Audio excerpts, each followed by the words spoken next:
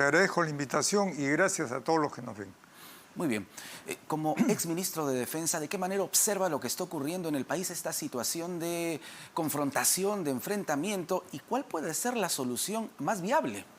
Mira, más que como exministro de Defensa, como docente universitario de Realidad Nacional y otros temas, te diría que la situación es extremadamente grave y está yendo por mal rumbo, ¿no? ¿Por qué? Porque hay más de 50 muertos. No puede ser, o sea, no puede ser un país que se precie civilizado, democrático, en que haya más de 50 muertos por una protesta. ¿Cree usted que le preguntaba el por qué en el sentido de que el mal rumbo parte desde el Ejecutivo? Es decir, no hay una estrategia adecuada, porque recordemos también los actos de violencia que estamos viendo de parte de los manifestantes. En antes escuché tu entrevista, hay una irresponsabilidad compartida, definitivamente. Correcto. Correcto, coincidimos ahí, sí, entonces. Totalmente. Entonces, ¿cómo acercar posiciones? ¿Cómo llegar al diálogo, señor Bobbio? A ver, habría que buscar interlocutores válidos, interlocutores que ambos acepten y que además tengan soluciones lógicas. Este no es un problema de ahorita, es un problema que viene de 200 años. Tampoco no es que se ha abandonado a una de las partes, pero como siempre digo, mi estadía en la Unión Soviética me sirvió para ver que el comunismo no es la solución para ningún país. Pero mi estadía en Estados Unidos me sirvió para ver que tampoco es la solución ese capitalismo salvaje. O sea, ninguno de los dos. Ninguno de los extremos, por decirlo de alguna manera. Así es. Correcto. Habría que irnos a algo como Suecia, Noruega, Finlandia, Dinamarca, los Países Bajos. ¿Cómo pueden vivir ellos decentemente? ¿Sabes por qué? Porque el ciudadano entiende que no debe vivir de bonos, de regalos, debe vivir trabajando. O sea, debe vivir trabajando, produciendo, con responsabilidad, con puntualidad, con decencia, con dignidad. Y a la vez el empresario entiende que debe ganar, pero no es cuestión que gane tanto, ¿no? O sea, debe ganar y eso debe repartirlo. No quiere decir que se quede con 2 soles, ¿no? Pero tampoco no puede ser que haya un salario mínimo con el cual yo preguntaría, ¿quién vive con salario mínimo? Entonces la gente va buscando un trabajo, otro trabajo, o también va buscando cómo robar o cómo sacar la vuelta en sus trabajos. Pero acá hay una responsabilidad también de parte incluso del gobierno del expresidente Pedro Castillo. Usted hablaba de salario mínimo. Él, por ejemplo, el expresidente Castillo, se comprometió a cobrar solo su sueldo de profesor. Sin embargo, terminó cobrando más de 250.000 soles, ¿no? Desde ahí parte el mal ejemplo, ¿no cree usted? Claro, es que la gente debe respetar su palabra. Lo que yo digo debe ser ley. Ni necesidad de escribir. Lo que yo digo es ley. Pero ¿dónde estamos, pues? O sea, yo no lo glorifico. Es más, se está glorificando mucho al expresidente y creo que no es justo tampoco. Y en ese sentido, Pedro Castillo, ¿tiene también responsabilidad en lo que está ocurriendo hoy en las calles del Perú? Por supuesto, porque él encarnó la voluntad popular. Totalmente cierto. Y lo dije también en televisión. Es la primera vez que el pueblo está en el gobierno, pero no estuvo a la altura de las circunstancias. Yo quisiera haber grabado y que tú me escuchases los consejos y lo que él anotaba, y total, cero. ¿Nunca lo escuchó entonces el expresidente Castillo? No, sí me escuchó y anotó. O sea, si alguien rescata sus cuadernos van a ver mis palabras. Pero, ¿de qué sirve que anote lo oyó, mis palabras? pero no lo escuchó, en todo caso. Perfectamente, es una muy buena definición.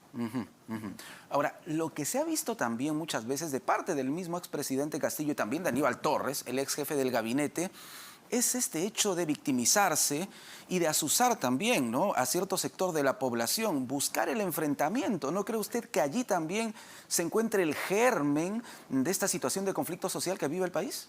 Sí, pero ahí sí te diría nuevamente irresponsabilidad compartida.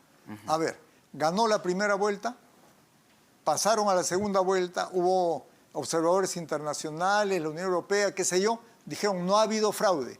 Pero estuvieron, disculpa la mala, friegue, que no es presidente. Entonces, eso también desgasta. Más cuando tú no eres totalmente aplomado, sabes quién eres, puede llevarte a crisis, ¿no?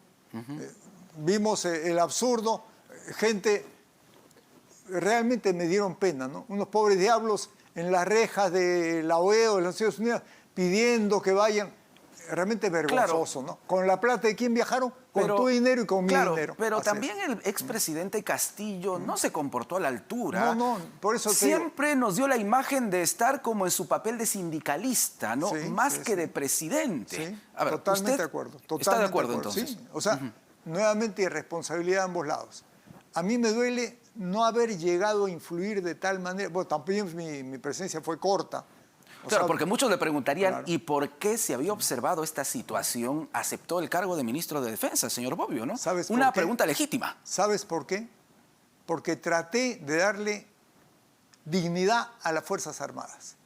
Traté. O sea, no se me hubiera ocurrido poder ponerles un maletín, un mandil rosado y que bailen. No, pues, tenemos que ser dignos, tenemos que ser decentes. Y acá viene parte del problema. Y yo me precio de que, por lo menos, al estar, logré que se respete estrictamente el cuadro de méritos. ¿Por qué? Porque ese hecho de darle al presidente la potestad de elegir entre los tres que sigue, ya lo deslegitima la sucesión. ¿Por qué? Porque los tres están viendo a quién va a elegir, ¿no? Entonces, y los presidentes lamentablemente no eligen al más capaz, porque en primer lugar no saben quién es el más capaz, sino eligen al que les parece que va a ser más sumiso. Excepto en este caso, que se eligió exactamente al que sigue. ¿Por qué? Porque estuve ministro de Defensa. Ahora, el presidente Castillo dice usted que está siendo glorificado de alguna manera en este momento. Sí, claro. ¿Por quiénes y por qué? ¿Por quiénes? Porque, a ver, la gente del pueblo que lo eligió no se resigna a haber perdido el poder y por otra parte no se resignan a haber tenido un mal líder. Entonces el líder, no, lo están atacando. No, él cayó por lo que hizo. Y acá nuevamente no es que yo deslinde, no es que me justifique. Explico simplemente. Si me hubiera avisado, yo tenía dos posibilidades. Le decía va o no va. Si le decía no va, no aceptaba el cargo. Si le decía va, hubiera hablado con los jefes de la Fuerza Armada para que apoye. No hablé con nadie. Entonces simplemente no se me dijo nada. Entonces no entiendo qué tipo de traición. Y una vez más voy a repetir. Va la embajadora americana a su pedido, y no me va a desmentir, ¿no? ¿Y yo por qué acepto? Porque pido su apoyo. Pido su apoyo en repuestos, en equipos que ellos no usan y que para acá son válidos. Y pido su apoyo en becas, porque definitivamente ellos tienen pues la capacidad de apoyo. Y ella aceptó. Y por último y más importante, se ha hablado antes de la interdicción. Tenemos un tratado por el cual no podemos tener interdicción aérea con las avionetas que sacan la droga. Se refiere a la minería ilegal y al narcotráfico. No, estamos hablando ahora del narcotráfico.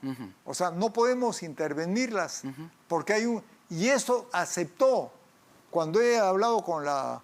que he hablado pues media hora, ¿no? Aceptó ella revisar ese tratado conmigo a posteriori.